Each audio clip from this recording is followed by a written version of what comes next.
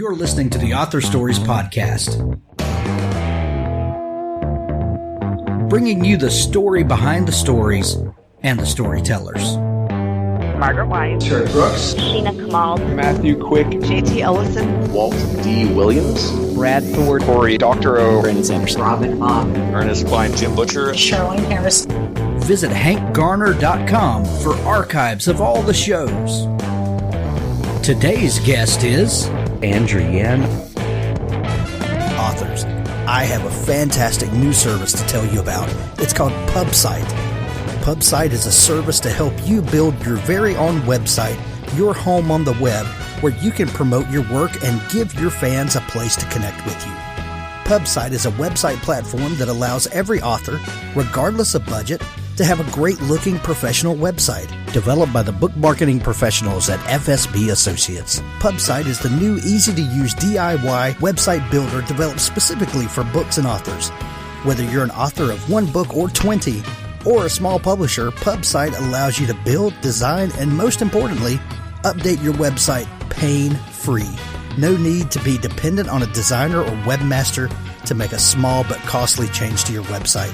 Save the money and do it yourself. PubSite is the best platform for authors because it's a book-centric platform. PubSite was built just for authors and small publishers. Every design, feature, and layout is book-centric. They have customized designs for you to use. It's easy to build. No coding or HTML is necessary to create a stunning, professional-looking website with all the features you want. Get a custom domain name, yourname.com. It's simple to update. You can add all of your books, add a blog and a book tour, sell from any retailer, manage your email list and social media, and even do e-commerce. Build your website with a 14-day free trial, then pay just $19.99 per month, which includes hosting. And we offer packages starting at $499 to set up the website for you. Pub-site.com, the place to help authors find their home on the web.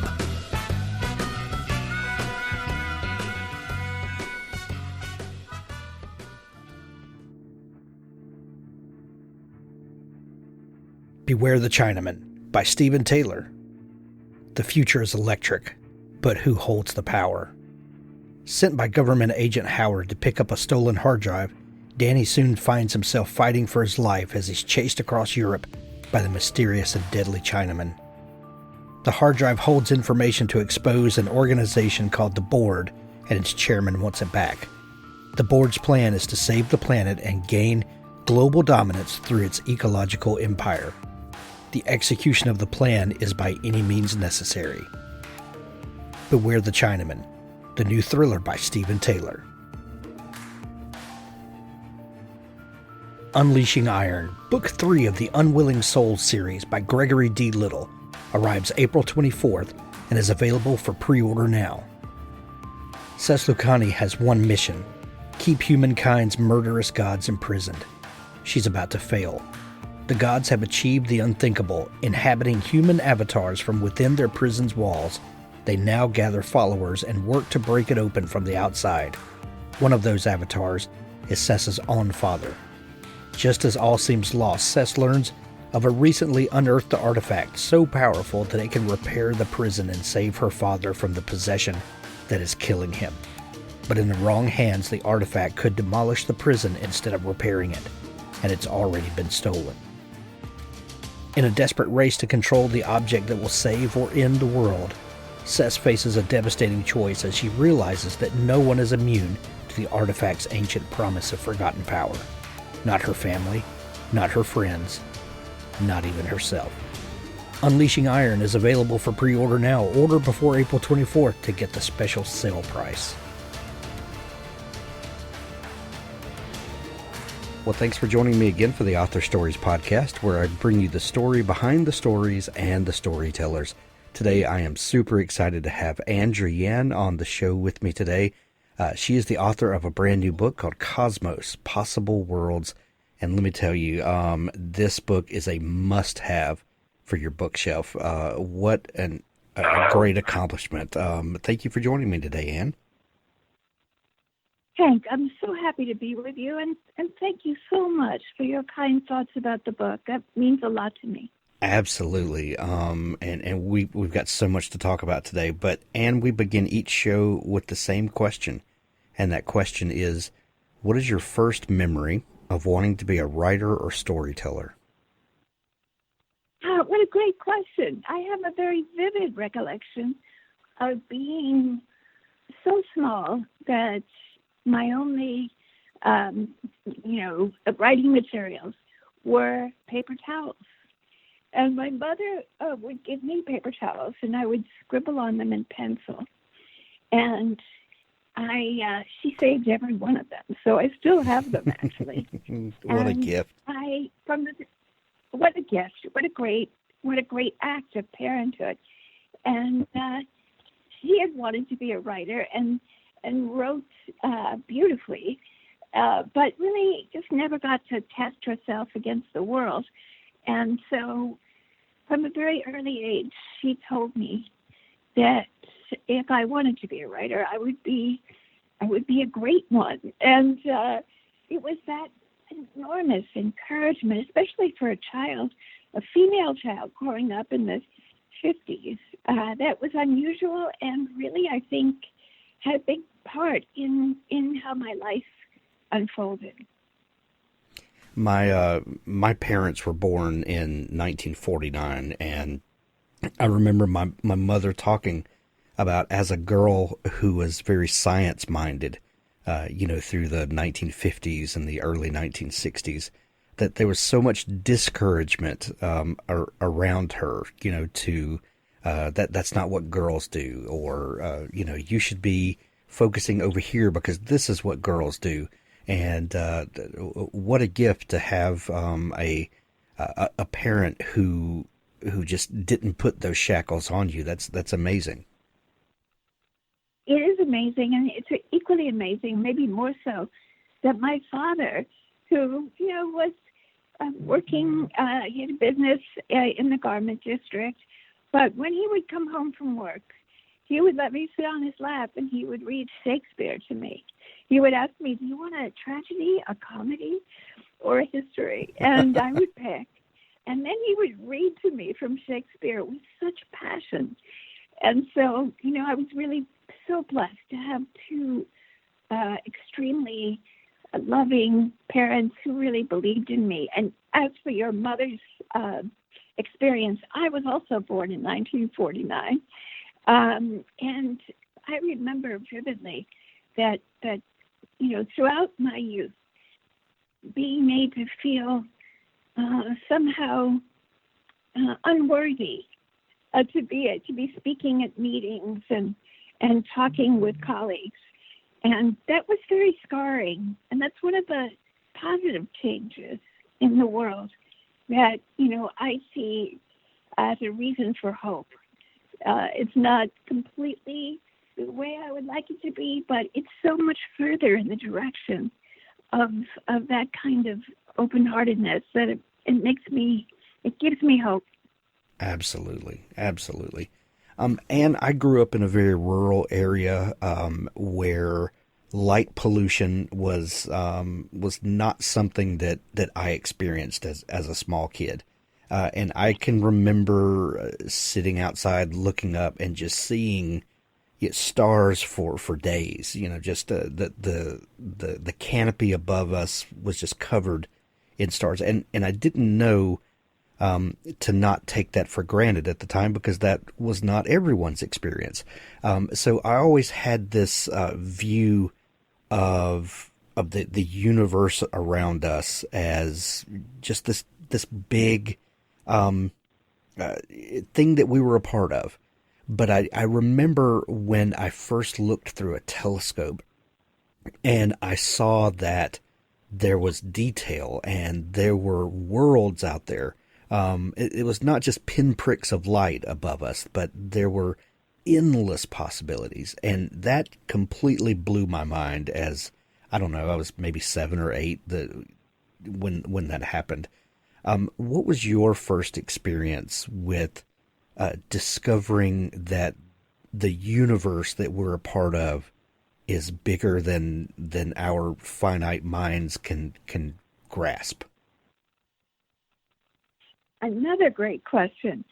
Well, I grew up in Queens, and in the greater New York area, and sometimes you could see the stars, not as magnificently, Hank, as you did, but sometimes you could see them. And I used to sit on the front steps of my house waiting for my dad to come home from work. And one night he came home from work, and I can remember this vividly. And he said, "Do you see those stars above us?" And I said, "Yes." And he said, "Some of those stars are not there." And I was completely astonished and confused. And I said, "Well, how could it be if we can see them?" And he said, "Because they're so far away that the light travel time, the time they may have died since the light that we're seeing now left them." And I had goosebumps because it was suddenly my reality was altered. And then, just a few years later, a friend of ours had a telescope two blocks away. And I remember looking through that telescope for the first time and seeing Saturn and its rings. And that was another moment when I was just suddenly became aware that those lights in the sky were something much more. And then finally, my third answer is going to the American Museum of Natural History, to the Hayden Planetarium in New York City. And they had scales there where you could weigh yourself on different planets. And I remember hopping on the scale for Jupiter. And I was really surprised to see that my weight was completely different on Jupiter than on Earth. And that was another leap for me, because then I began to realize that there were some things that were purely relative and had to do with larger forces, gravity, for instance. And so those three memories I treasure as being, first introductions to the grandeur of the universe and to the idea that our everyday experience is not necessarily the same for, the beings we imagine living on other worlds. And that experience that you had when your father pointed out that some of the light that you're seeing may not exist anymore, and that feeling that you described, and when I first pondered those things or had someone to share that with me that caused me to ponder those things, it makes you feel a whole range of emotion. And the thing that I love about your work and the work that you did with your late husband, Carl Sagan, the thing that I really appreciate about the work that you guys have done is that you don't shy away from that sense of wonder, that sense of almost a spiritual connection to the universe around us, and that's not terms that that some people are comfortable with when you're talking about pure science. But we're humans, and this is our human experience. Would you mind talking a little bit about science in the view of our human experience, and why we should not be afraid to use language that's maybe a little more, I don't know, not so dry. The thing I love about your writing is you connect with us on an emotional level. Could you talk a little bit about that, please? Yes, well, you mentioned Carl, and, I feel I owe an infinite number of debts to him for, I can't even quantify how many reasons I feel so thankful to have known him. But one of his many contributions to our civilization was the fact that he understood that the the glimpse of reality that science makes possible does have a spiritual uplift, has almost a physical joy to it. And he was unafraid of that wonder. I always say in the various seasons of Cosmos, we've written and I've written that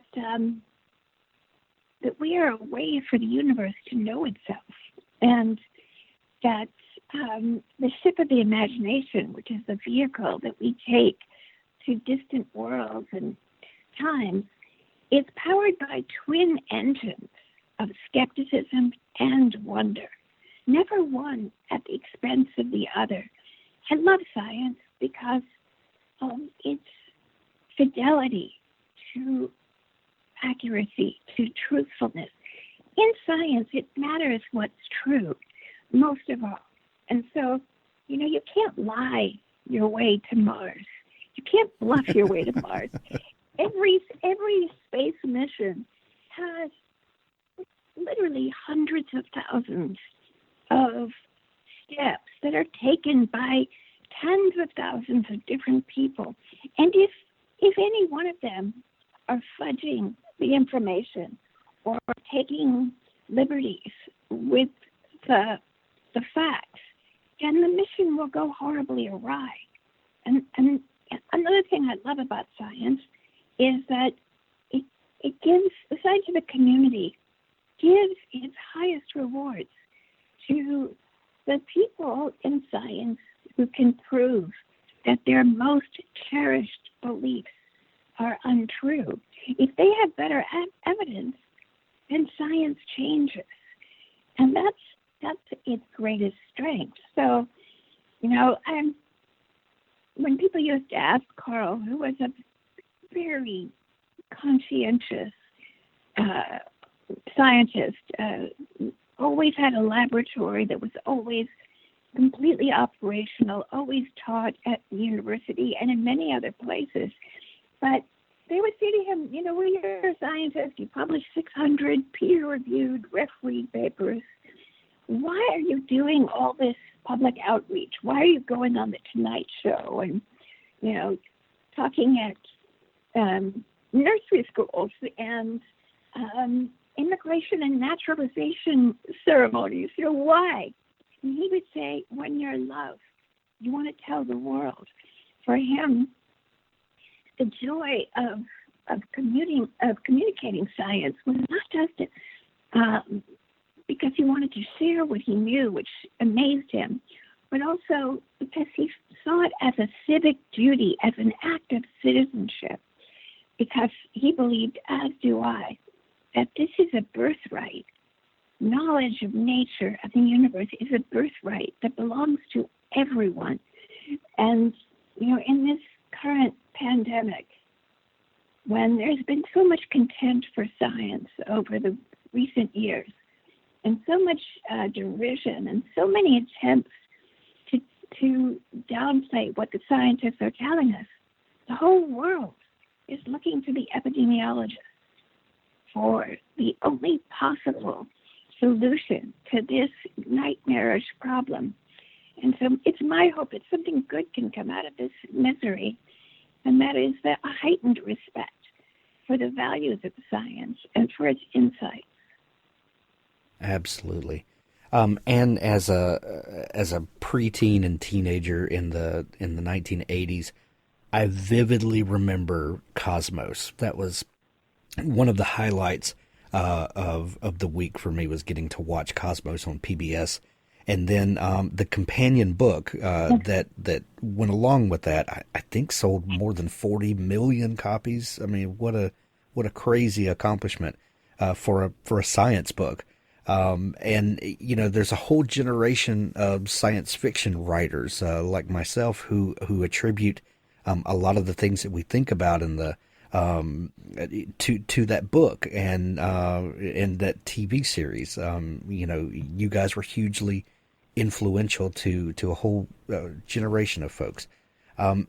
What made you want to do the new book, Cosmos Possible Worlds, and and when you start working on this book and the new TV series, were you surprised at how much has changed in the science around cosmology and astronomy, or were you surprised at how much had not changed? Well, it's breathtaking, the number of new insights and discoveries of the 40 years since Carl and I and our colleague Stephen Soter wrote the original Cosmos series. And the rate of, because the scientific method is so powerful a tool for finding out what's true and what's not true. The rate of discovery has been truly just mind-boggling. So I had written and directed and produced the previous season of Cosmos, which was season 2, in 2014, and so and I love science. So as a non-scientist, I gravitate to science stories because I think that we are a story-driven species. We need stories to understand things. And, as a non-scientist, I felt intimidated by science before I began my life with Carl. I was interested in it, but I felt effectively locked out of it. Very heartbreaking experiences in school and being told by a professor that I was ineducable. So when I met Carl and began to understand that the failure was not essentially on my part, but it was really the responsibility is on the teacher or the professor to find a way into the idea that grabs the student and kindles that flame of wanting to know more. And so I found myself in that position of, really just standing like almost with radar, scanning the horizons for any new insights. And one of the most astonishing discoveries during the 40 years that since we wrote the first Cosmos or published the first Cosmos was the discovery of gravitational waves, which I write about in the book and we feature in the series. And that's so amazing because even the great Albert Einstein, certainly one of the half dozen greatest minds in the history of the world, he had speculated on the existence of gravitational waves, but he confidently asserted in the 1940s and 50s that it would never be possible to detect them because it would be like finding, a feather gracefully falling to the ground, tens of billions of light years away. And so he said we'd never be able to detect them because by the time their signal reached our planet, it would be so faint as to be undetectable. And of course, just as we were beginning the new season, this third season of Cosmos, and I was writing the book, Kip Thorne and 1,000 or 2,000 colleagues succeeded in doing what even Einstein thought was impossible, a rare failure of imagination on his part. And so, that was just one of the scores of discoveries made in the last few years and in the last few decades that have really changed our perspective. So I tell dozens of stories in the book about searchers who in different times and places went through just horrendous obstacles and trials in order to find some little tiny piece of reality that now forms the greater picture that we have of the universe. And you tell the story of so many people in this book, and you bring to light our accomplishments as a species, our the questions that we ask, the discoveries that we've made through the stories of a lot of people in the book, including one about a genius who sent a letter 50 years into the future that guided the Apollo mission to the moon. Could you tell us a little bit about that? Yes. I'm proud of this one, especially because the story has remained untold. But there was an engineer named Alexander Shargai who lived in the Ukraine at the beginning of the 20th century and had a terrible life.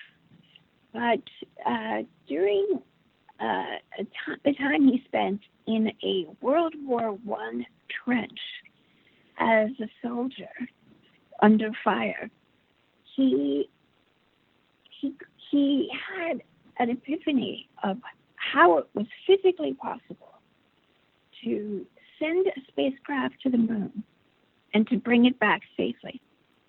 And no one was interested in the book that he tried to publish, and so he self-published this book. And then with the rise of Stalin in what was then the Soviet Union, he was bitterly persecuted, and ultimately he disappeared. He vanished in the smoke of battle in the Second World War while leading a battalion. And, his story could have ended there. But he had circulated enough copies, homemade copies of this book, and it found its way into the hands of other space scientists. And when the NASA Apollo engineers were trying desperately to find a way to fulfill John F. Kennedy's pledge that we were going to the moon, they were trying to do something called direct ascent, which meant that they would launch a massive rocket from the Earth, land that rocket somehow on the moon, and then take off successfully from the moon and then return to Earth. Well, Shargai, who had to change his name to Kondratyuk because of the persecution that he was suffering at that time, his idea was the exact model of the Apollo mission. And he envisioned during the First World War a mission to the moon, which would have two components, a lunar orbiter and a landing module. And he wrote this book to the future saying, to you who will mount the first expedition to the moon, be not afraid. There are no technical obstacles to accomplishing this feat. And in fact, the Apollo mission followed Kondratyuk's exact approach.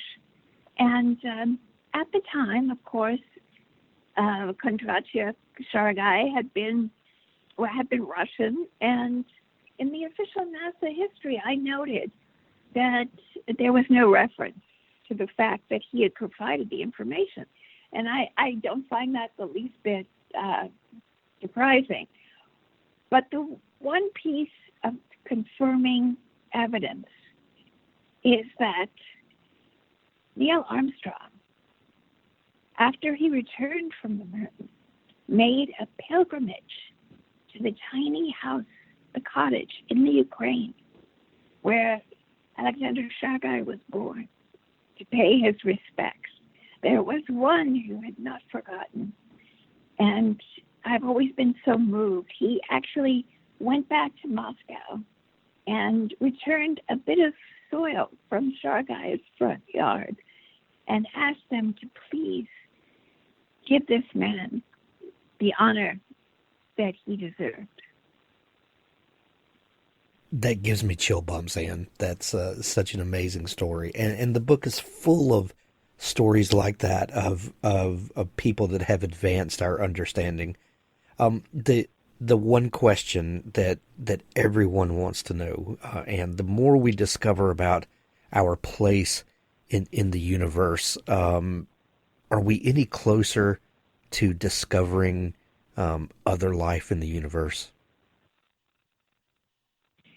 Well, I think in some ways we are, because there is tantalizing evidence on Mars, for instance, which some scientists believe are stromatolites, early life forms. And so there's some possibility that there was life on Mars once. It hasn't been confirmed. It's still open to further investigation, and in science you have to withhold judgment until you really have the solid evidence that a future mission could give us. And, there are people who believe, scientists who have studied the questions and believe that if we could send a mission to Enceladus, moon in our solar system, and plunge through its thick polar ice crust to the enormous ocean beneath its surface, that it's possible we might find something there. I think the question of whether or not there's other life in the universe remains open. We can't definitively say that we know the answer yet. But those are just two worlds in our own solar system that seem to suggest further investigation. And then when you think that this is, our star is one star in the Milky Way galaxy consisting of a few 100 billion stars in a universe of hundreds of billions of galaxies. And of course, that's just the visible universe, which is really only a part of the universe that we know exists. That's the part of the universe that's not hidden by dark matter and foreclosed to us for the moment until we develop the technical abilities to look more deeply. So it strikes me as hard to believe that in a universe that vast, it's just us, but until we know, we have to withhold judgment. And are there technical achievements or experiments or anything like that on the near horizon that excites you about what we have yet to learn? Yes, there are many things. Not as many things as I wish we had, because the focus of our leadership is not really on answering these scientific questions, and it hasn't been for some time. But I'm hoping that the spirit of exploration and discovery, which is something that waxes and wanes, will be on the rise in the near future. But what I think there are, first of all, there are telescopes that are, in the planning stages. There are missions in the planning stages, and I write about the Breakthrough Starshot project, which I'm a very teeny tiny, insignificant part of, which is this mission to send a flotilla of 1,000 nanocraft. These are tiny craft the size of a bean or a lentil, and yet they have all of the technical capabilities and many more than are contained on the two Voyager spacecraft. In fact, because they are held by light sails, this flotilla will, we hope, be launched in the not-too-distant future to the nearest star, to a world of the nearest star, to Proxima Centauri.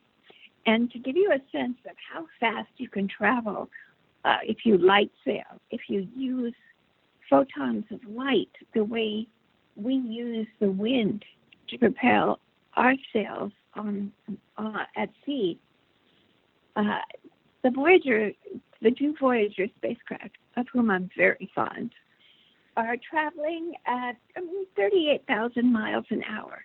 They were both launched in 1977. They're the most distant objects ever touched by human hands. And imagine traveling for 43 years at 38,000 miles an hour. Well, these nanocraft propelled by light sail will overtake both Voyager spacecraft in 4 days. So even though they are traveling at a significant fraction of the speed of light, our flotilla of nanocraft are traveling to a star that's 4 light years away. And so it will still take them a very long time to get there because they're not traveling at the speed of light, but only about, 20-30% of the speed of light. So the amazing thing is that once they'll have cameras on board, these little lentils will be able to see, sense, and return images and scientific information to earthbound observers at the speed of light, just like we're communicating right now. And so a future generation will be able to see the world of Proxima Centauri, one of which is still, I believe, a candidate for being a habitable world or an Earth-like world. Wow, there's much to be excited about. The new book, Cosmos Possible Worlds, is available everywhere now, in hardcover, in Kindle edition, and in audiobook. This is an amazing audiobook as well. And thank you so much for taking time to come on the show today. We're going to send everyone to pick up a copy of the book. If people want to dig into all of the great work that you do, is there a place online where they can read more about you and your work and possibly connect with you? Boy, that's a really good question. Yes, I am. There's a site. Excuse me. There's a site on Instagram called Druyanism, Druyanism, and Saganism, Saganism. So you can find those on Instagram, and I'm trying to, let's see, Possible Worlds has a site online. But I think that's about it. I'm not much of a presence on social media. I think it's partly it's my shyness, but I hope to change that in the future. Well, we'll definitely put links to all of those in the show notes where people can find those easily, as well as pick up a copy of the book. And thank you so much for taking time out of your very busy schedule to share with us today.